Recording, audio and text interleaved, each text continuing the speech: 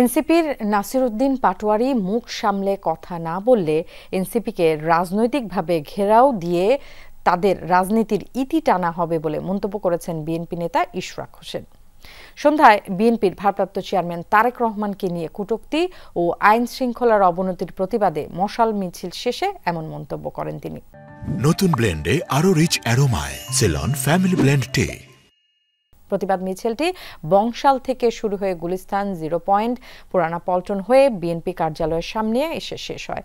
মিছিলে এনসিপি, জামাতে ইসলামী ও রাজাকার বিরোধী স্লোগান দেওয়া হয়। মিছিল শেষে বক্তব্যে ইশরাক বলেন, নির্বাচন পেছানোর চক্রান্ত হিসেবে প্রতিনিয়ত নতুন নতুন ঘটনা ঘটিয়ে দেশকে অস্থিতিশীল করা হচ্ছে। এনসিপিকে ঘুষখোর ও কমিশন বাণিজ্যের দল উল্লেখ করে ইশরাক বলেন, কক্সবাজারে গিয়ে আমাদের নেতাকে নিয়ে কটু মন্তব্য করে পরিবেশ ঘোলাটে করছে এনসিপির নেতারা।